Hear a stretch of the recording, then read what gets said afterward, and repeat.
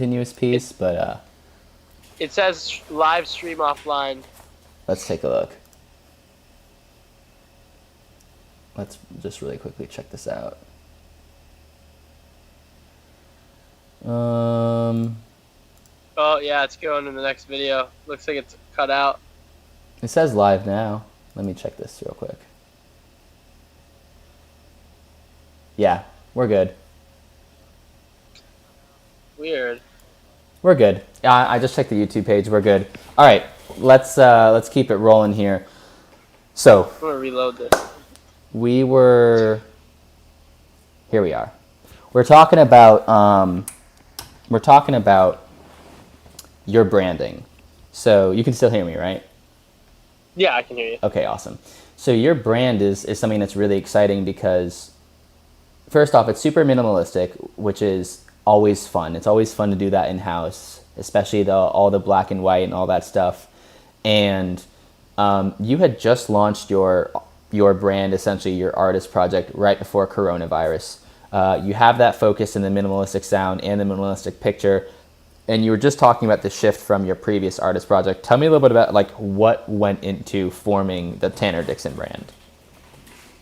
To be honest, I think it's just starting. There's a lot I'd like to add in a minimal way. You know, like I'm not done creating it. I have come up with something.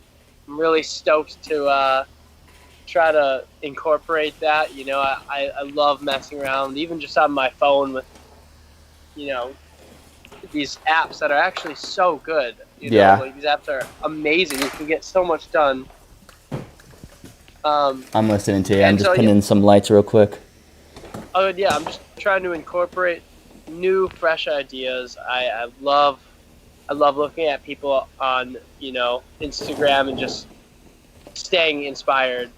How did it come up? Man, I don't know. Was that something that you and Gabe both put together, or like what exactly?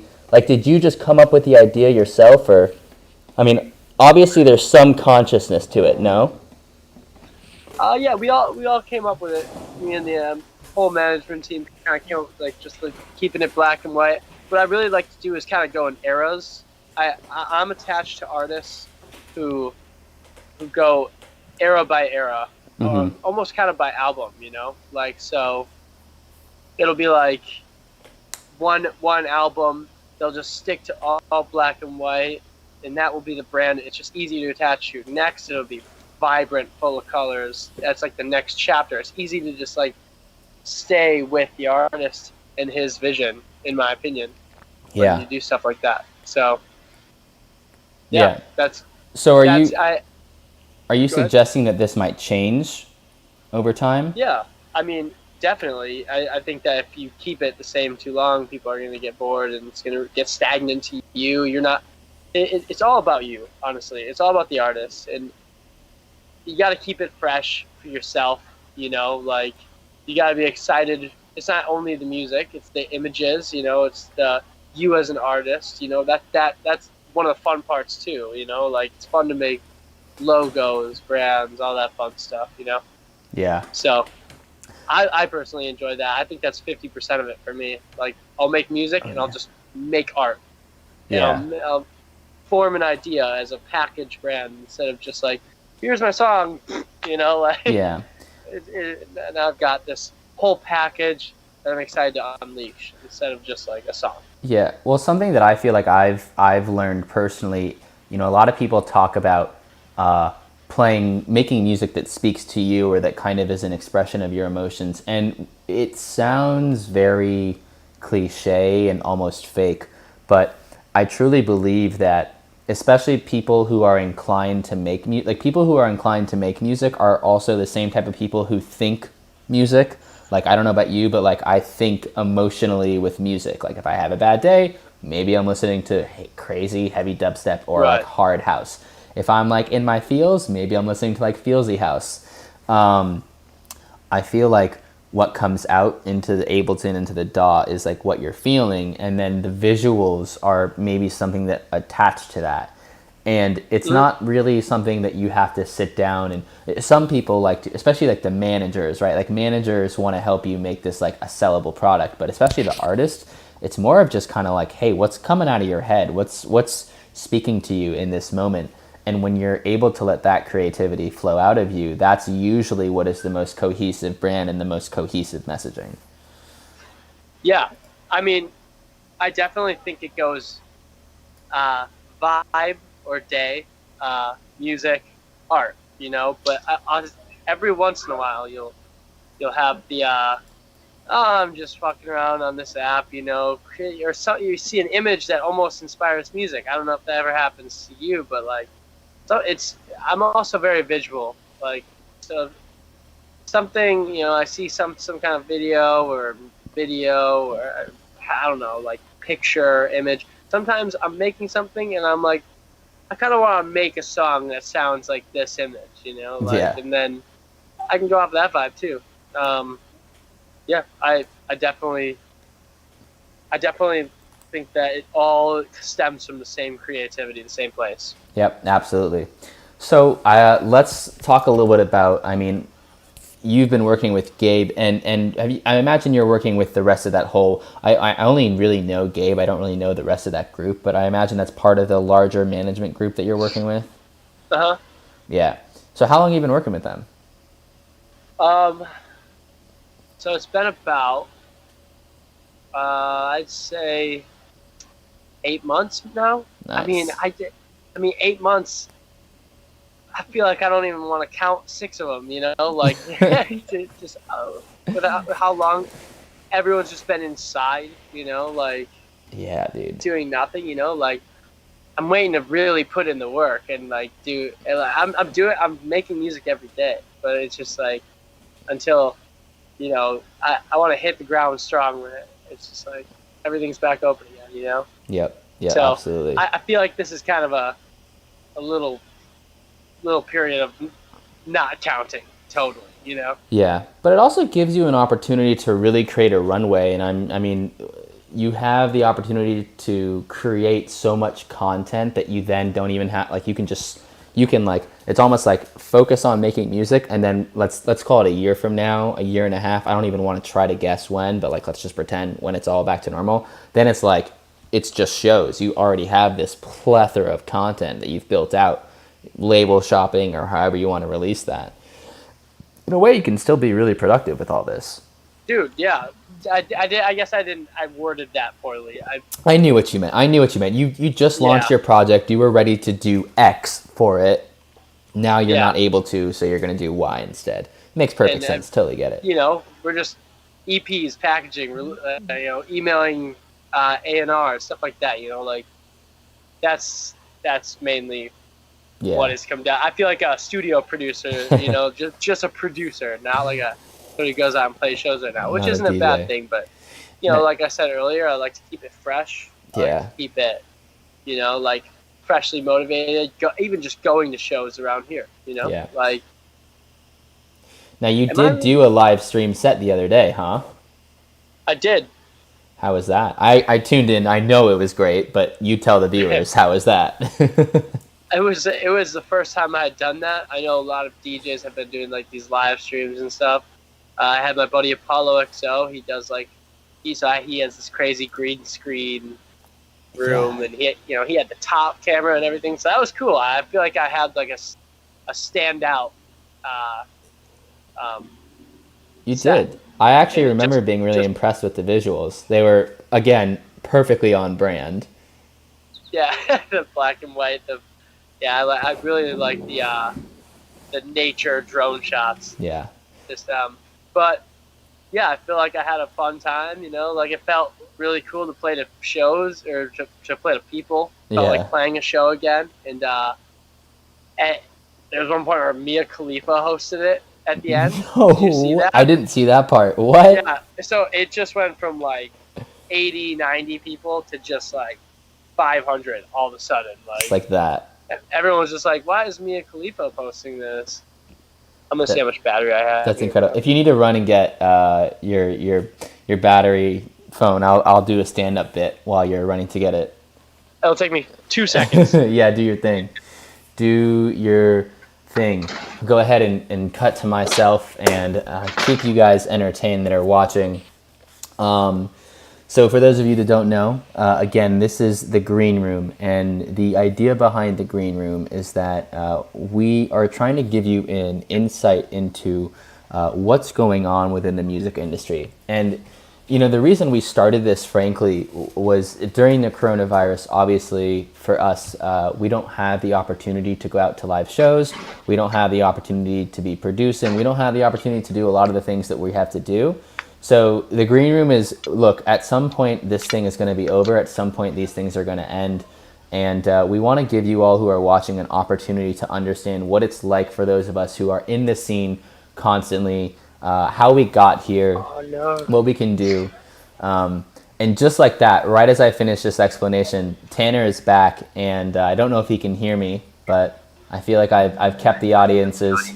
Look at this. I kept the audience's attention for the perfect amount of time while you were gone.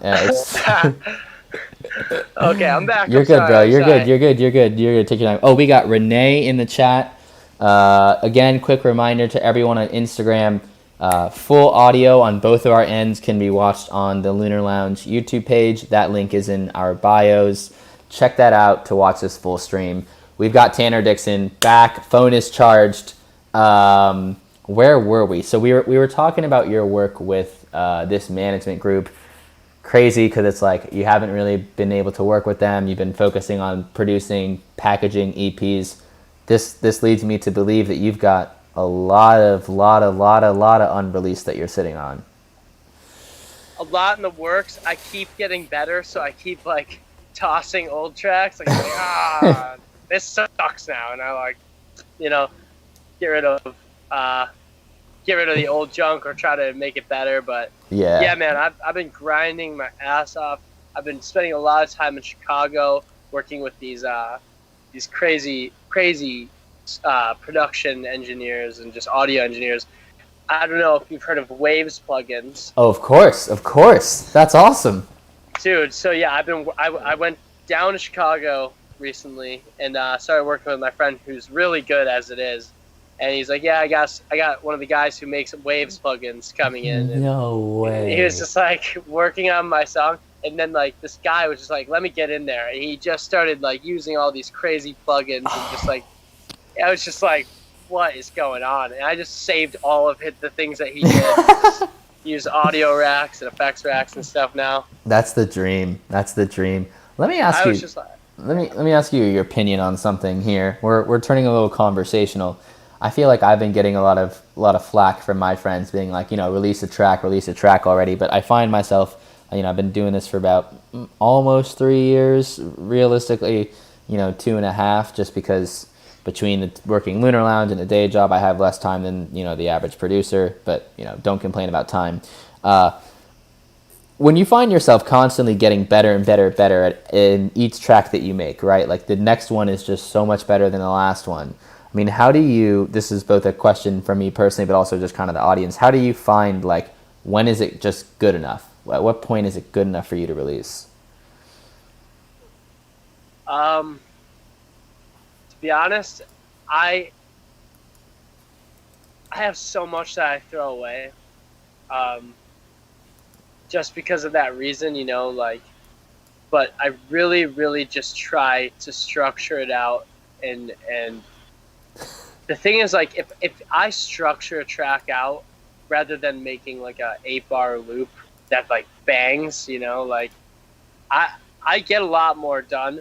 So like I honestly think it's just easier to just put tracks out and let fans or people, they might hate it, they might love it, who cares? Like, it's kind of cool to have people see your progression as an artist, you know, like and it's never, don't be afraid of that, like, you know, like, because no one's gonna be Skrillex or Camel Fat or whatever, like, right when you start. That takes years and years of practice and money, honestly. Like, I guess a piece of advice I would say that has always been told to me is don't try to be a professional like at literally everything right away. It's kind of important to use your money to have someone like mix and master your tracks until you really know what you're doing.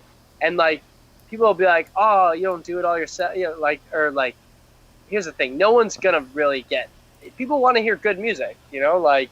So if you have someone who mixes music and masters music, like, don't be afraid to pay someone to do that. Do the best you can, and find someone that you like who communicates with you, says, "Hey, you should do this and this and this," and then you'll be proud. Like you'll be proud to put out music. But just start putting out music. It's really like you can take something down, and you find that if you take it down, there'll be people that'll be like, "Why'd you take that down?" And then you'll be like, "Oh, they liked it." So it gets you less discouraged, and if anything, you're like, "This is so much." You gotta be proud. This is so much better than my last track. Boom. Yeah. It's gonna get more plays. More people are gonna listen to it, and I'm just starting. My songs weren't the best mixed, but they're getting there, and that's okay. Funny how that works out. And you say you're just starting, and you started producing, you said, like 7 years ago? Yeah. I mean, like, me and my buddy used Reason, or he still does, and then I went from Logic to Ableton, just trying to find my niche. And where'd you so land? we did a lot of work. Ableton. Of course. We did a lot of work on his computer. So, like, I was just kind of there taking it all in. And then about 4 years into our project, I started, like, really putting some stuff in front of him that we'd both work on. And then I started being able to do it myself and getting that whole full sound. So. I love it, man. I love it. So, yeah, man.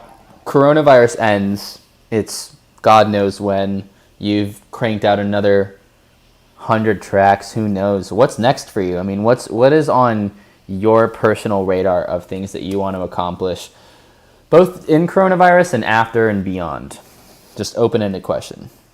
Okay, so I mean, personally, like, it's hard for me to say that because I don't know how long this is gonna last here. My goal is to start playing shows outside of the U.S. That's like number one for me. Like, I would love to play like more shows. I've done Los Angeles, I've done New York, Chicago, like as my solo project. But the music that I really want to play, like, drives pretty well in Europe and Australia and stuff like that. And I have my own party here in Milwaukee called Von Depot. We've taken it to Spy Bar in Chicago and sold it out. And I really want to start day parties. There's no outdoor day parties here in Milwaukee. Like, it's like an untapped market that I'm just like, I'm foaming at the mouth waiting to fucking, be able to do this. Because I found this really cool alley here in Milwaukee. It's got all this graffiti. You could wall it off easy so you could get, like, your front door. And I'm just like trying to make that happen. And we were just starting to bring in, really, really cool DJs. We had John Summit. We were going to book some other. Really? That's sick. Man. How'd you get that? Yeah. Well, he's from Chicago, so we all kind of know each other. And I played with him in Los Angeles. And so it was just kind of easier to sort it out. But also, like, the club owners helped us get it, like, just through their old bookings and stuff like that. Their connections. So, we were really just starting to get some big names coming through the door. It's just like, I really hope we can just step right off, off of this coronavirus train right back to where we started. Yeah. If not even more, like. Yep. So, got my local party, got my DJing and touring. I would really love to get some releases on some dope labels, with this new music. That's pretty much where I want to be. Yep. After all this, Yep. Well, we were talking right before this, and look, there's a lot of first off, let's just go make the disclaimer. No one knows what's going to happen next. No one knows when this is going to end. The longer this drags out, the more consequences that happen. But look, lots of different theories of what's going to happen after this. My theory has been and will to be, and maybe it's just because I am a smaller guy and I'm trying to be positive. My theory is that the up and coming artists, promoters, managers, everyone, this coronavirus is going to help them more than it's going to hurt them. People who were bloated, big, have big acts, made money from touring, they are the ones who are getting hurt the most. And maybe not the big ones like Marshmello or the Chainsmokers, who are not in a good light right now with that whole Hamptons party. But the people who were kind of, your artist project just started. You're much more mobile and agile to adjust and adapt to this. I feel like people like us are going to come out of this really strong because, to your point, you've been cranking out music this entire time. You've been producing, you've been working, you've been building that pipeline. And the second this thing is over, people are going to want to party. People are going to want to go out. And so, Milwaukee, why don't you go ahead and just go throw some day parties? Because people are going to want to do that. People That's are what going I'm to saying, man. That's what I'm saying, man. Like, it's almost like fish in a barrel at that point. Like, Yeah. It's just like, you want to come do this because you haven't been doing it. So, like, everyone's going to be so jacked when this opens, man. Like, I can't wait. I know I'm going to be at shows every weekend. Every weekend. I'm going to just ignore every single other plan I have. Ticket sales, remember how hard it were to get ticket sales? If ticket sales are going to sell out 3 weeks before shows because people are going to triple book themselves. They're going to be like, I don't care. I'm going to go to every show this weekend. Yeah, I hope so. I really hope so. That would be amazing. I really hope people don't take this for granted, and just remember that, like, this was taken away from us at one point here. It was. So like let's go party now. Let's be safe about it, but let's be safe about it. Let's be safe about it. Well, Tanner, we talked about your stream. We talked about your work with Gabe. The boat show, I just look at that bullet point and I'm just like, my heart I have such a fond place for that in my heart. But that's all I have. Is there anything else that you wanna cover? Dude, I feel like we've covered a lot. I'm really stoked to get back out to New York when this is all opened up, and maybe I'll get you guys out here and we can do a little Milwaukee, New York City. Let's make it happen. Let's make it happen, man. All right. Well, it was a pleasure catching up with you. Much love. We'll be in touch. Send me. I feel like every single time I hang up for one of these things, I find myself saying, "Send me that unreleased."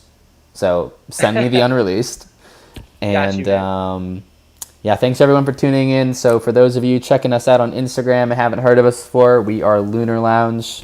Here's the logo. We throw fun. We used to, when there wasn't a coronavirus, throw fun parties in New York City. Check us out, and hope everyone's staying safe. And Tanner Dixon, appreciate the time, sir. Thank you, guys. Thank you for watching, and thank you for having me, man. Absolutely. All right.